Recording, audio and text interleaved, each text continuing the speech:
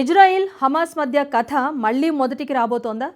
Middle ఈస్ట్లో వేగంగా మారుతున్న పరిణామాలు చూస్తూ ఉంటే అవును అనే అనిపిస్తోంది.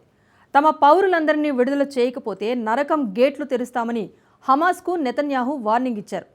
జెరూసలేం పర్యటనకు వచ్చిన అమెరికా విదేశాంగ మంత్రి హమాస్ను అంతం చేయాల్సిందే అని తేల్చి చెప్పారు. ఇజ్రాయిల్ సైన్యాధిపతి 3 రోజుల పర్యటన కోసం అటు అమెరికా వెళ్లారు. దీనికి కొద్ది గంటల ముందే బంకర్ కిల్లర్స్గా చెప్పే MK-84 బాంబులు అమెరికా నుంచి ఇజ్రాయెల్కు చేరుకున్నాయి.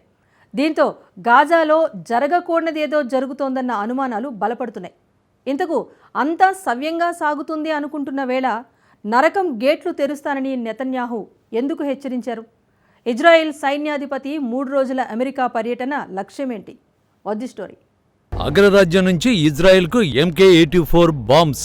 అమెరికా పర్యటనకు వెళ్లిన ఇజ్రాయెల్ సైన్యాధిపతి నరకం గేట్లు తెరుస్తానని ఇజ్రాయెల్ ప్రధాని వార్నింగ్.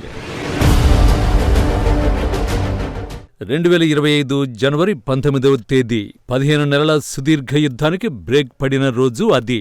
ఇజ్రాయెల్ హమాస్ మధ్య కాల్పుల విరమణ ఒప్పందం అమల్లోకి వచ్చింది ఆ రోజే. దీంతో అప్పటి వరకు భీకర దాడులతో దద్దరిల్లిన గాజాలో పిన్ డ్రాప్ సైలెన్స్ ఏర్పడింది. తర్వాత ప్రతి శనివారం 3 బందీల చొప్పున విడుదల చేస్తూ వచ్చింది హమాస్.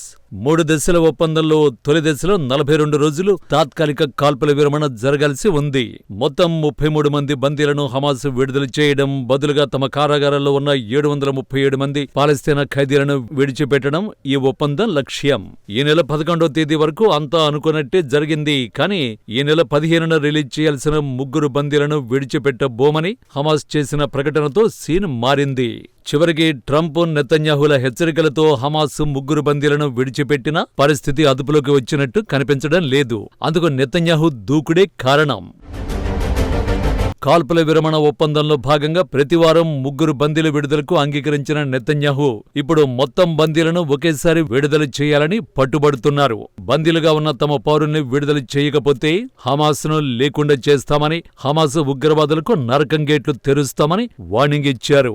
హమాస్ను పూర్తిగా నిర్మూలించడంపై తమ వద్ద ఉన్న వ్యూహాన్ని ఇప్పుడే చెప్పలేమని, అమెరికా కూడా ఇందుకు సహకరిస్తుందని అన్నారు.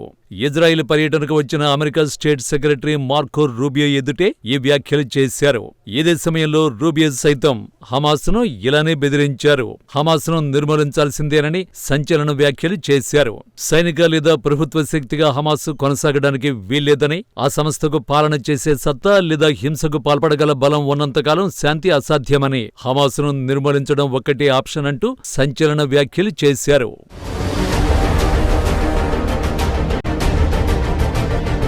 ఇటు నెతన్యాహు, అటు మార్కో రూబియో హెచ్చరికలు గాజాలో రీసౌండ్ ఇస్తున్న అదే సమయంలో ఇజ్రాయెల్ సైన్యాధిపతి అమెరికా ఫ్లైట్ ఎక్కడం హాట్ టాపిక్ గా మారింది. ఇజ్రాయెల్ సైన్యాధిపతి లెఫ్టినెంట్ జనరల్ హెర్జీ హలేవీ 3 రోజులు అమెరికాలో పర్యటించబోతున్నారు. మార్చి 6న హలేవీ తన పదవి విరమణ చేయనున్న నేపథ్యంలో ఈ పర్యటన ప్రాధాన్యతను సంతరించుకుంది. ఈ పర్యటనలో అమెరికా సీనియర్ కమాండర్లతో హలేవీ కీలకమైన అంశాలపై చర్చించనున్నట్లు ఇజ్రాయెల్ ప్రభుత్వం ప్రకటించింది. ఈ పర్యటన వెనుక వ్యూహాత్మక కార్యాచరణ దాగి ఉందని విశ్లేషకులు అభిప్రాయపడుతున్నారు. దీనికి కొద్ది గంటల ముందే మరో కీలక పరిణామం జరిగింది. అమెరికా నుంచి 2000 పౌండ్ల బరువున్న MK-84 బాంబులు ఇజ్రాయిల్లోని అస్టోడ్ పోర్టుకు చేరుకున్నాయి. ఇవి సాధారణ బాంబులు కాదు. వీటి పవర్ ఏంటో తెలియాలంటే ఈ దృశ్యాలు చూడాల్సిందే.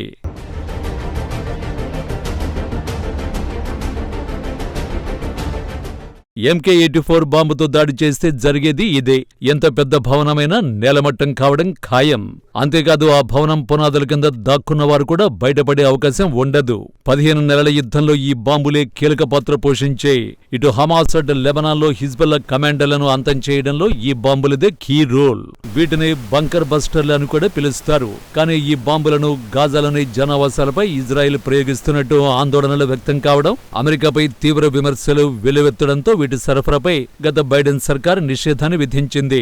అయితే ట్రంప్ ఛార్జ్ తీసుకున్న వెంటనే ఆ నిషేధాన్ని ఎత్తేశారు. జనవరి 25న సముద్ర మార్గాన బయలుదేరిన 2000 పౌండ్ల MK-84 బాంబులు ఈ నెల 15న రాత్రి ఇజ్రాయెల్ కు చేరుకున్నాయి. ఇజ్రాయెల్ అమెరికా నుంచి కొనుగోలు చేసిన 76,000 టన్నుల ఆయుధాల్లో MK-84 బాంబులు కూడా భాగమే.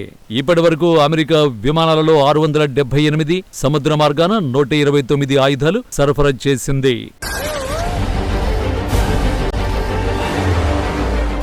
ఇజ్రాయెల్ ప్రధాని నెతన్యాహు గాజా యుద్ధాన్ని తిరిగి ప్రారంభిస్తామని పదే పదే చెబుతున్నారు.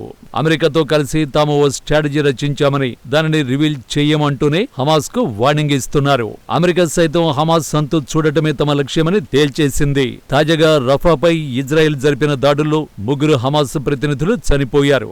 దీనిపై హమాస్ ఆగ్రహంగా ఉంది. రెండో దశ కాల్పుల విరమణగాను మరోసారి చర్చలు జరగాలని, కాల్పుల విరమణతో పాటుగా గాజా నుంచి ఇజ్రాయెల్ సైన్యం వెళ్లిపోవాలని హమాస్ అంటోంది. అంతేకాకుండా బందీల విడుదల కార్యక్రమాల్లో హమాస్ తన ఉనికిని ప్రముఖంగా చాటుకుంటోంది. గాజాపై ఇప్పటికీ తమకే పట్టుందన్న సంకేతాలు ఇస్తోంది. పాలస్తీనియన్లను గాజా నుంచి బయటకు పంపి ఆ ప్రాంతాన్ని స్వాధీనం చేసుకుని పునర్నిర్మించాలని ట్రంప్ ఇటీవల చేసిన ప్రతిపాదన ఇప్పటికే పశ్చిమాసియాలో కలకలం రేపుతోంది. అరబ్ దేశాలు ఈ ప్రతిపాదనను తీవ్రంగా వ్యతిరేకించాయి. ఈ పరిణామాలన్నీ గాజాలో మళ్లీ యుద్ధం తప్పదన్న సంకేతాలు ఇస్తున్నాయి.